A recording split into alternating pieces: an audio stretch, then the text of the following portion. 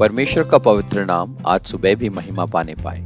मुझे सुनने वाले सभी श्रोताओं को यीशु नासरी के नाम से मैं अभिवादन करता हूँ। रोमियो की किताब उसका पहला अध्याय उसका 9वां और 10वां वाक्य ऐसा कहता है, परमेश्वर जिसकी सेवा मैं अपनी आत्मा से उसके पुत्र के सुसमाचार के विषय में करता हूँ, वही मेरा गवाह है कि मैं तुम्हें किस प्रकार लगातार स्मरण करता रहता हूँ और नित्य अपनी प्रार्थनाओं में विनती करता हूं कि किसी रीति से अब भी तुम्हारे पास आने को मेरी यात्रा परमेश्वर की इच्छा से सफल हो।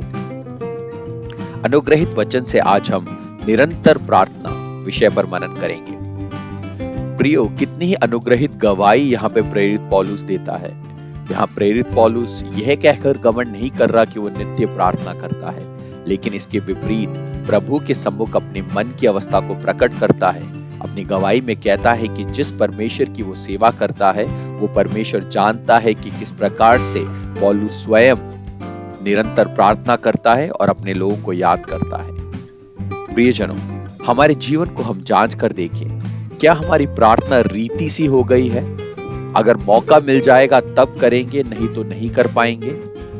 पिछले 1 साल को आप पलट कर देखें, आपका प्रार्थना करने का समय कितना रहा?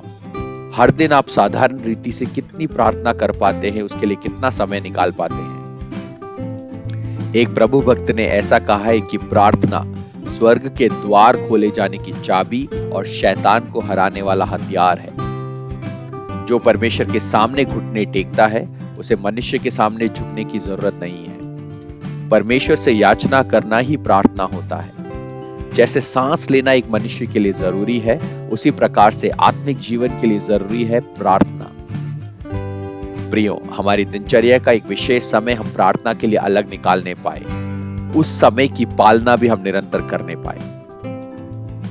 हमारे अनुग्रहित प्रार्थना जीवन का गवाह अगर मसीह स्वयं बनना है, तो वचन के अनुसार प्रार्थना की कुछ पद्धतियों को भी हमें मानना जरूरी है। भजन संहिता 66 के 18 और 19 वाक्य के अनुसार हम पवित्र हृदय से प्रार्थना करने वाले बने। यिर्मयाह 29 के 12वें और 13वें वाक्य के अनुसार हम पूर्ण हृदय से प्रार्थना करने वाले बने।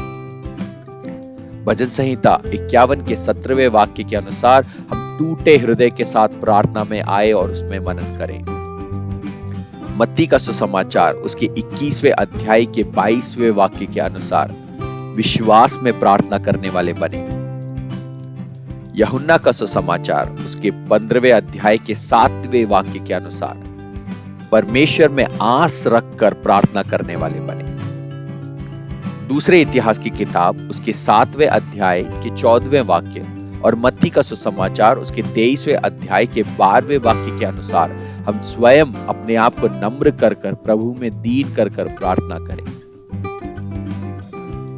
फिलिपियों की किताब पहले अध्याय उसके 3रा वाक्य जैसे हमें सिखाता है, हम खुशी के साथ प्रार्थना करने वाले बने। कुलुसियों की किताब उसके 4थे अध्याय उसके 2 वाक्य के समान धन्यवाद के साथ प्रभु में प्रार्थना करके जागृत रहें। लूका का सुसमाचार उसके 24वें अध्याय उसके 44वें वाक्य के अनुसार हम बड़े ही ध्यानपूर्वक प्रार्थना करने वाले बने। भजन संहिता 95 के 6 वाक्य के समान और दानियल की किताब उसके 6 अध्याय के 10वें वाक्य के समान, साथ ही प्रेरितों की किताब उसके 20वें अध्याय के 36वें वाक्य के समान और ऐसे कई वाक्यों में आगे भी हम देखते हैं कि हमसे हो सके तो हम घुटनों को टेक कर प्रार्थना करने वाले बने। आगे भी कई वाक्यों में हम सीखते हैं कि हम बिना थके प्रभु की आज्ञाओं को मानकर प्रार्थना करने वाले बने। वचन ये भी सिखाता है कि हम पापों का अंगीकार करके दूसरों की गलतियों को माफ करते हुए प्रार्थना करने वाले बने। हम एक मन के साथ निर्मल हृदय से और पवित्र आत्मा से भरकर प्रार्थना करने वाले बने। प्रियो, प्रभु हमें प्रार्थना वीरों में बदलने पाए, यही प्रभु में मेरी प्रार्थना है। आप सबका दिन अनुग्रहित हो। जय मसीह।